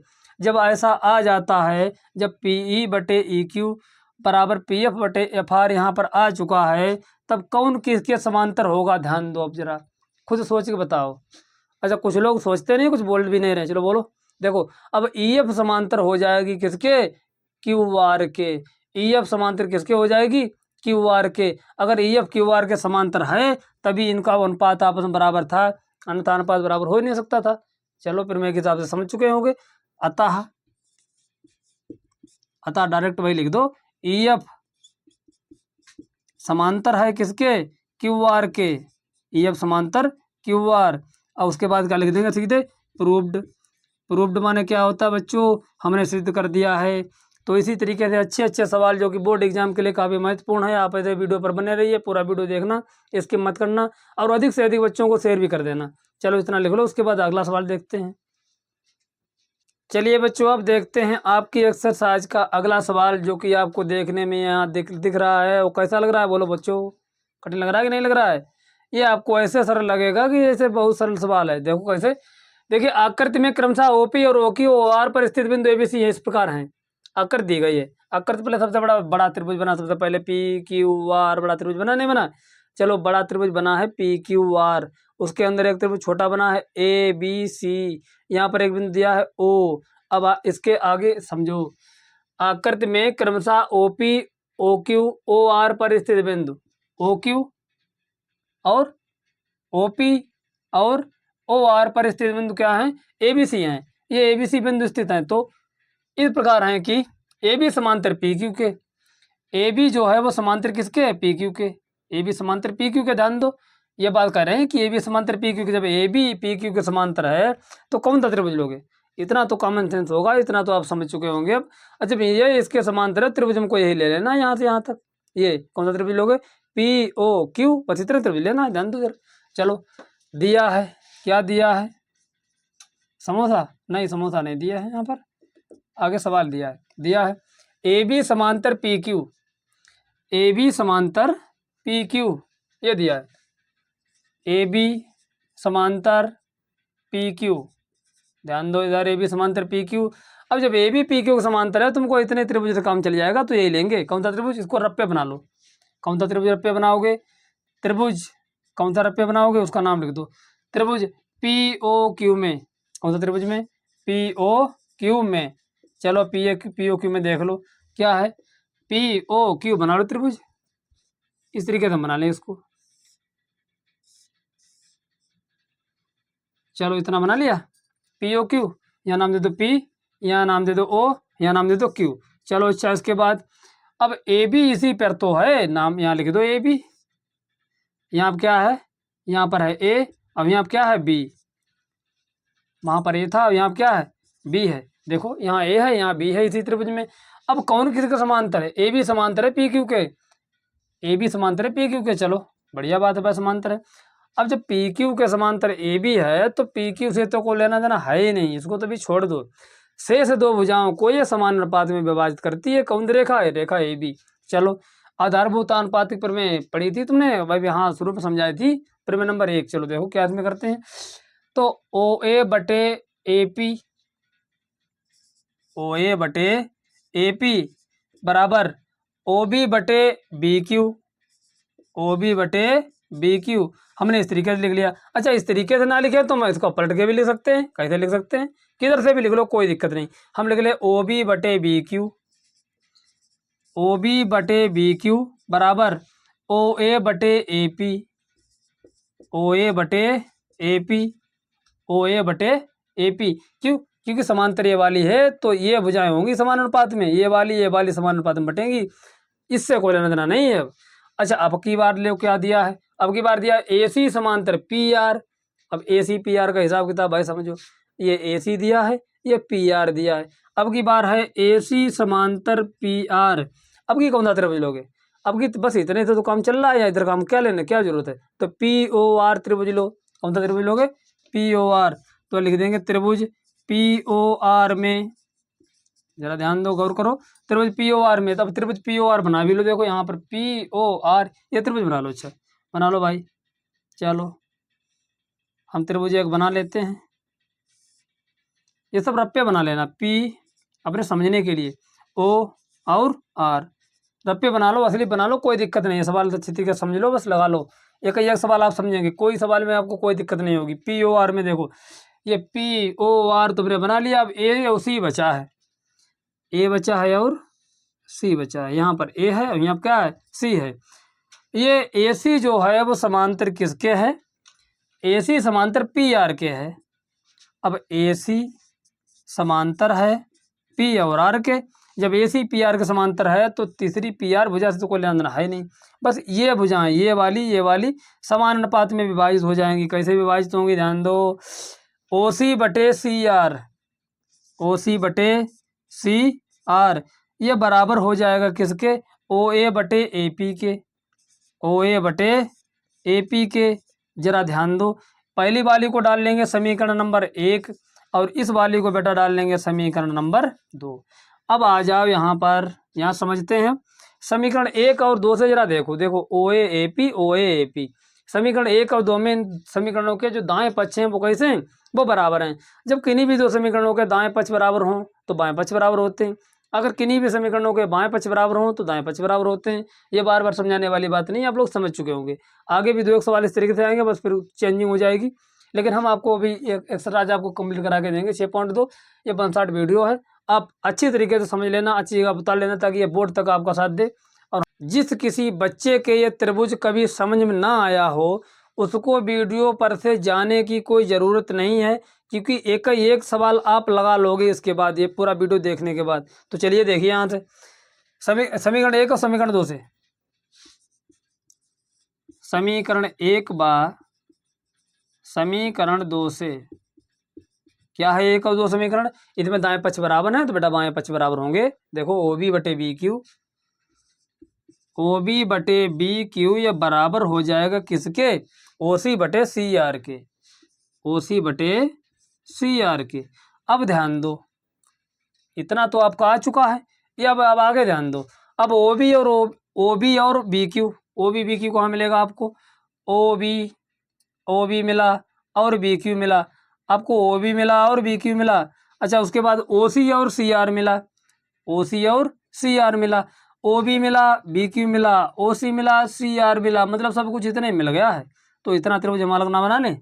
चलो बना लो। अच्छा, अच्छी बात है, बना लो ऐसे करके, यहाँ से ऐसे बना लो। सरल बनाना है, वो कठिन नहीं है। यहाँ पर क्या है? यहाँ पर ओ था, अब यहाँ पर क्या था? बी, यहाँ पर क्या था? सी, यहाँ पर क्या था? क्यू, अब यहाँ क्या था? आर। चलो देखो, अब ओ बी बटे बी क्यू, ओ बी बटे बी क्यू बराबर ओ सी बटे सी आर। ध्यान दो, अगर ऐसा बराबर आ जाता है तो त्रिभुज की आनुपातिक प्रमेय जो हमने फर्स्ट बताई थी, उसमें क्या बताया था?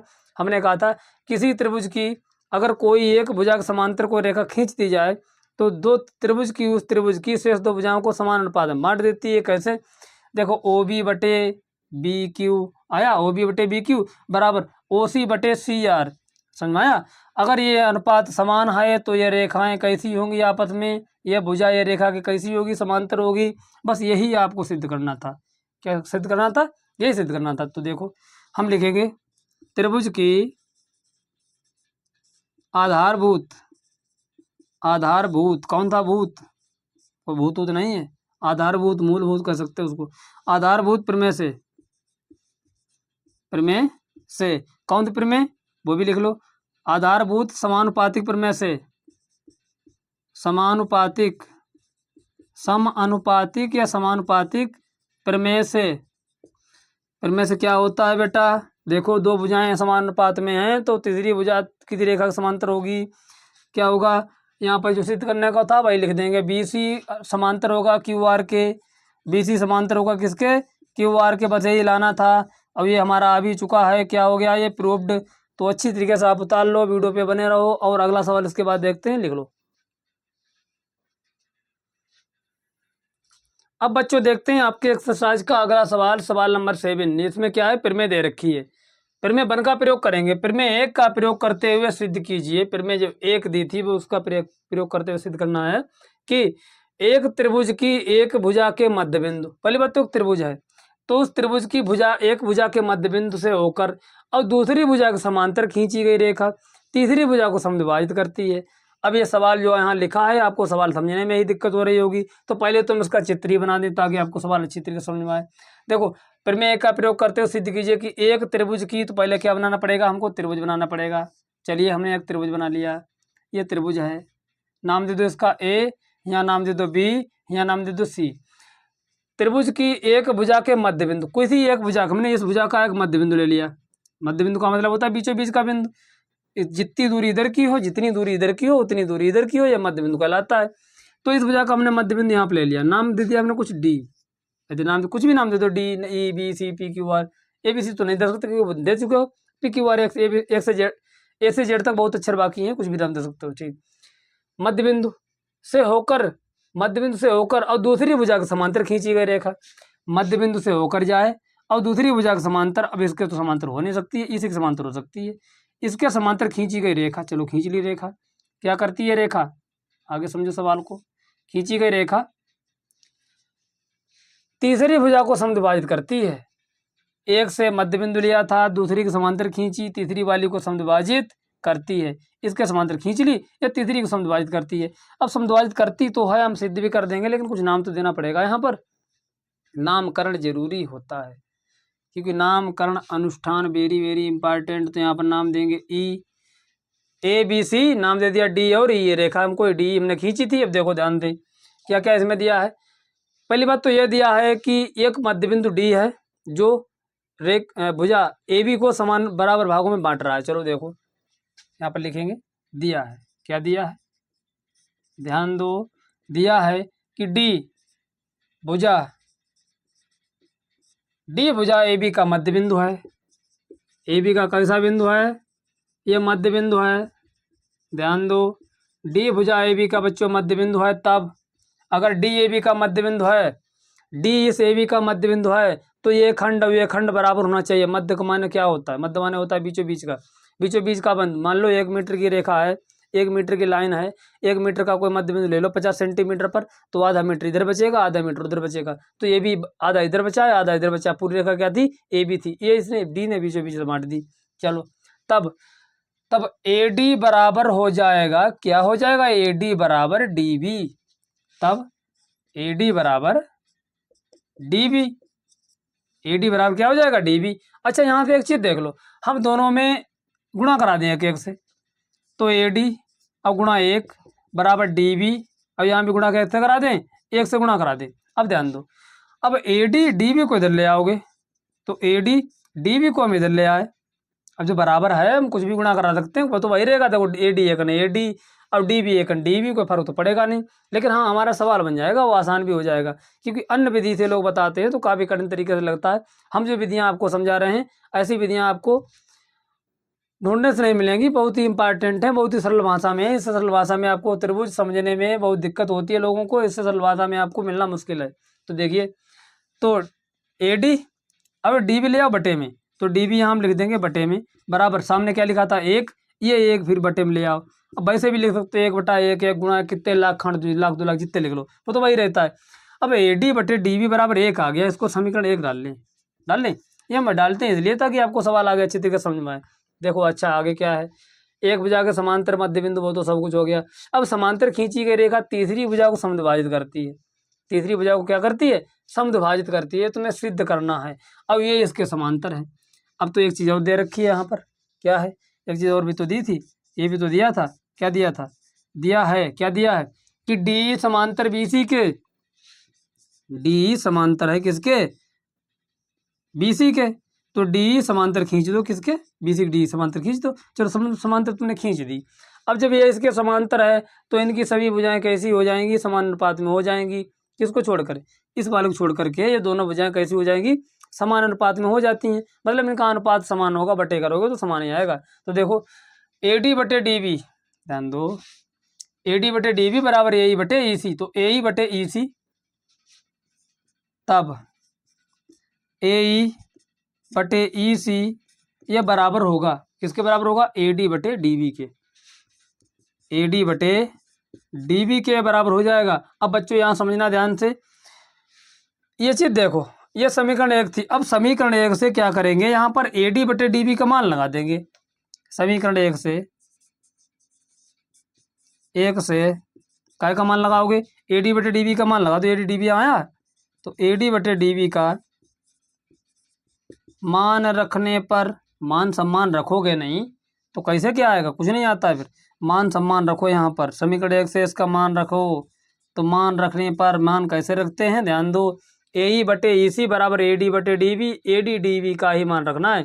तो बराबर इधर देखो, AE बटे EC, ECG नहीं है यहाँ पर जो त्रिभुज पढ़ रहे हो, EC वो ECG अलग होती है, बराबर AD और DB का मान क्या है, वो 1/1 है। ध्यान दो, कैसी गुणा करा दो, AE एकन AE पढ़ाता है AE का, तो AE एकन AE बराबर EG एकन EG आता है पढ़ा, इसका मतलब। तो अब यहाँ ध्यान दो बेटा, AE और EG आ गया, AE बराबर आ गया है EG के, AE बराबर आ गया है EG के। अब AE इतना खंड अगर EG के बराबर है तो कब बराबर होगा, ये तभी तो बराबर हो सकता है जब ये बीचों बीच में बिंदु रखा हो। मान लिया 1 किलोमीटर की दूरी है, इसमें से आधा खंड इधर है, आधा खंड इधर है, दोनों खंड बराबर हैं, तब कोई चीज़ तुम बीच में रखने जाओगे तो वो बीचों बीच में तो रखनी पड़ेगी। तो यहाँ पर जो ई है ये बीचों बीच में तो है भुजा एसी के।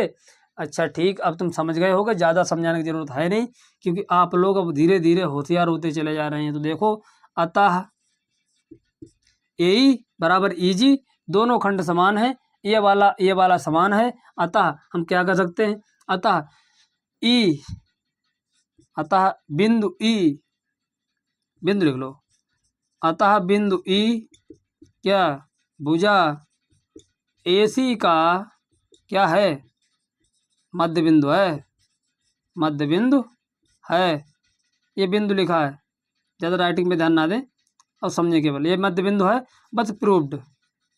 ये सिद्ध करवा रहा था, ये तीसरी भुजा को समद्विभाजित कर देगी, देखो समद्विभाजित कर दिया, बराबर भागों में बांट दिया, किसने, ई ने बांट दिया। तो बच्चों इतना आप समझ चुके होंगे, इसके बाद आगे बताते हैं, पहले इतना लिख लो। अब देखते हैं बच्चों सवाल नंबर 8। सवाल नंबर 8 क्या कह रहा है, फील्ड प्रमेय का प्रयोग करके थेल्थ प्रमेय का प्रयोग करते हुए सिद्ध करो कि एक त्रिभुज की किन्हीं दो भुजाओं के मध्य बिंदुओं को मिलाने वाली रेखा तीसरी भुजा के समांतर होती है। जो बात इसमें पहले कही थी उसका उल्टा यहाँ पर कहा गया है। चित्र सेम ऐसे बनेगा। पहले कह रहा था कि तीसरी भुजा को समुद्रबाधित करती है, अब की पहले बता रहा है कि समुद्रबाधित करती है, तो सिद्ध करो समांतर होती है। बस जैसे ये लगाया था वैसे सेम ये लगा देना, बस इसको उल्टी तरफ से लेके चलना है।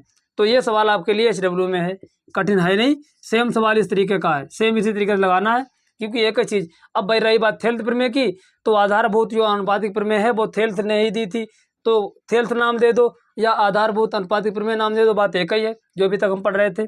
आपका सवाल HW में है, ये आपको सेल्फ लगा के लाना है।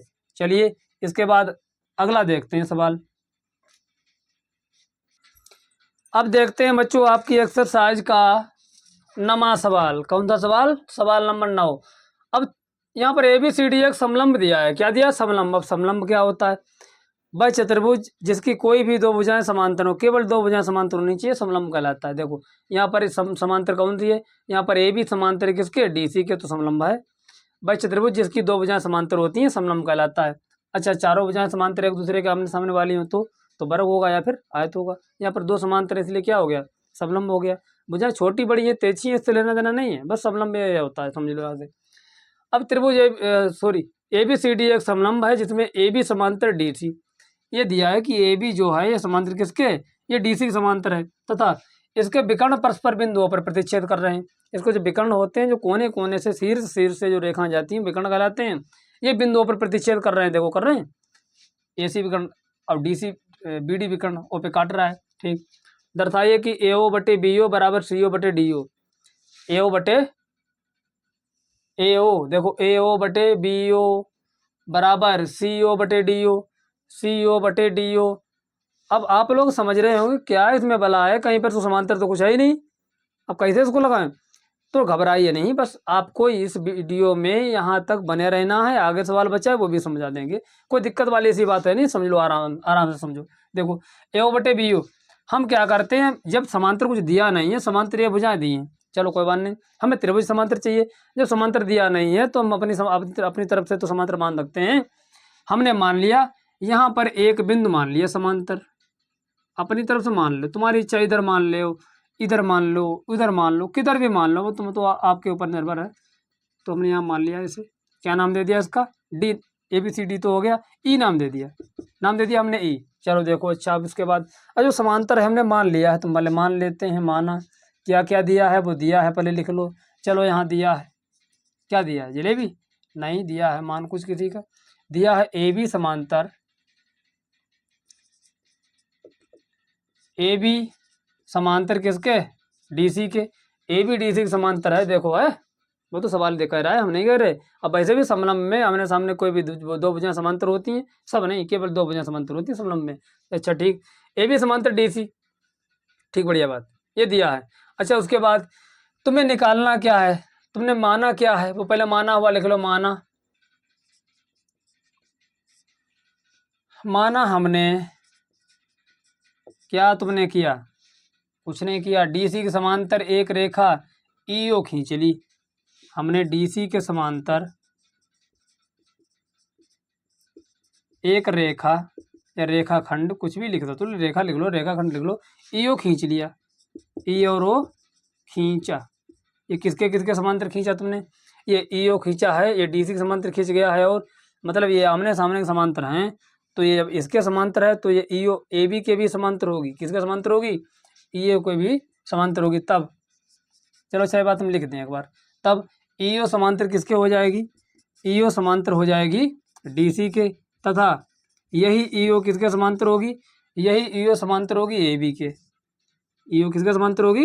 AB के। EO समांतर होगी AB के। चलो बच्चों यहाँ तक समझ गए, आगे देखो। अब जो समांतर है तो समांतर वाला त्रिभुज लो। कौन सा त्रिभुज लोगे? देखो पहले तो समांतर किसमें है? पहले समांतर त्रिभुज ABD में त्रिभुज लो। त्रिभुज ABD में, ABD में देखो क्या है? ABD त्रिभुज बना लो। अच्छा एक बार ABD बना लो इसे। हमने यहाँ त्रिभुज एक बना लिया, क्या नाम दे दिया? ABD। हमने ABD एक त्रिभुज बना लिया है। चलो बना लो इसे, आप लोग समझदार हैं, अच्छे बच्चे हैं तो बना लेते हैं। तो यहाँ पर नाम दे दिया हमने A, यहाँ पर B, अब यहाँ पर D। अच्छा यहाँ पर ई था, अब यहाँ पर क्या था, ओ। ये तो हमने अपनी तरफ से बनाया था मानने के लिए, मान लो। तो ई ओ हमने समांतर खींच लिया, तो ई ये इसके समांतर है ध्यान दो। तो जिस भुजा के त्रिभुज के समांतर है उससे तो कोई लेना देना है नहीं, लेकिन शेष दो भुजाओं को समान अनुपात में विभाजित करती है। तो कैसे लिखोगे, कैसे लिखोगे, देखो बी ओ, इधर से शुरू करो क्योंकि बी ओ पहले है। तो बी ओ बटे ओ डी, बी ओ बटे ओ डी, या इधर से जिधर से आपकी इच्छा है। अब मैं ऐसा करके भी तो लिख सकते हैं, ए ई बटे ई डी, या इधर से डी ई बटे ए ई, या फिर बी ओ बटे ओ डी। तो बी ओ बटे ओ डी ये बराबर किसके होगा, ये इसके बटा में है तो ये इसके बटा में होगा। तो ए ई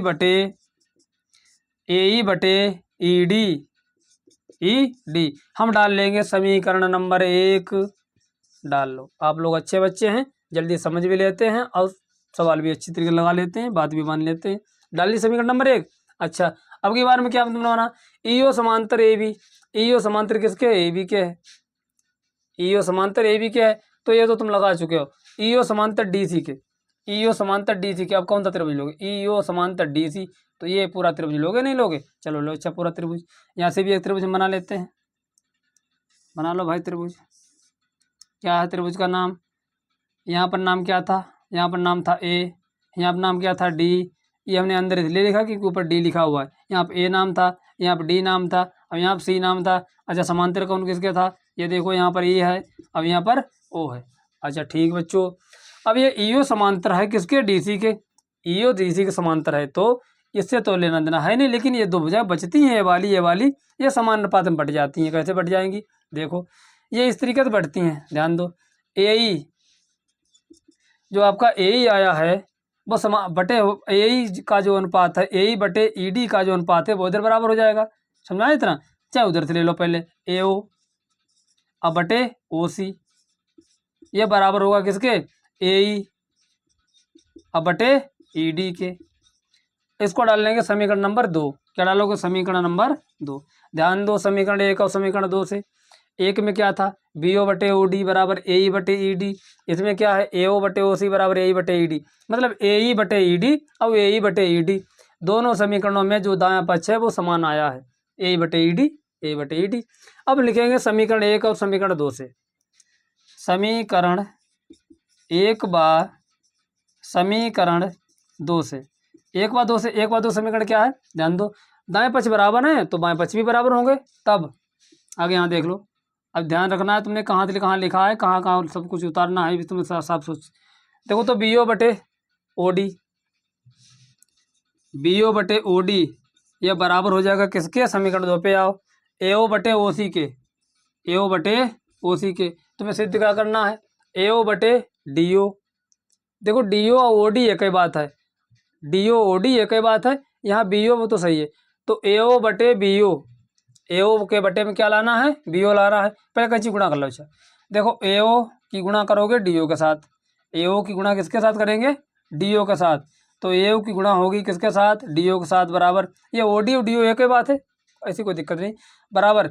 अच्छा उसके बाद गुणा किसकी, कैसी गुणा करो, उसके बाद सी ओ की गुणा किसके साथ होगी, सी ओ या ओ सी एक ही चीज़ है, तो सी ओ की गुणा किसके साथ होगी, बी ओ के साथ, सी ओ की गुणा किसके साथ होगी, बी ओ के साथ।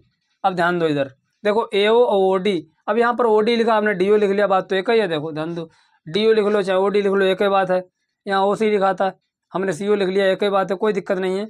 अब क्या करोगे, अब जिस तरीके से यहाँ लाना है उस तरीके से बटे में करो, तो ए ओ बटे क्या लाना है, बटे में बी ओ, तो ये वाला गुणाम था इधर बटा में आ जाएगा बी ओ, बराबर इधर क्या था सी ओ, ये गुणाम था डी ओ, तो ये इधर पहुँच के काम आ जाएगा बटे में। बस यही तुमको लाना था बच्चों, ये क्या हो गया, प्रूव्ड। ये सवाल प्रूव्ड आपका हो गया है। इसके बाद जो आपका लास्ट सवाल है 10 नंबर का, मतलब सवाल नंबर 10, वो सेम इसी तरीके से आपको लगाना है, बस सेम यही से ही कुछ पूछेगा, उसमें भी यही ऐसा कुछ पूछ रहा था, तो इसमें भी ऐसे पूछ रहा था, तो आप उसको अच्छी तरीके से लगा लेना, पहले ये समझ लेना, उसके बाद वो भी लग जाएगा, क्योंकि अब ज़्यादा अगर बताएंगे तो वीडियो। अब इसके बाद बचता है सवाल नंबर 10, तो उसको आप इसी तरीके से लगाना है, सेम बिल्कुल सेम ऐसे सवाल है, वो भी सब लंबा वाला है। तो अगर हमने वो भी सवाल बताया, वीडियो वैसे भी काफ़ी लंबा हो चुका है, तो आप लोग सेम इसी तरीके से लगाना। तो वो सवाल आपके लिए HW में है, किसमें है, आपके लिए सवाल नंबर 10 जो है वो HW में है, क्योंकि सेम इसी तरीके से लगेगा। तो घबराने वाली बात नहीं, सेम आपको इसी तरीके से हल करना है, ठीक है। हाँ, तो उसमें भी समलंब दिया था, ऐसे हल करना है। तो बच्चों वीडियो को लाइक करें और चैनल को सब्सक्राइब करें और अधिक से अधिक बच्चों को शेयर करें।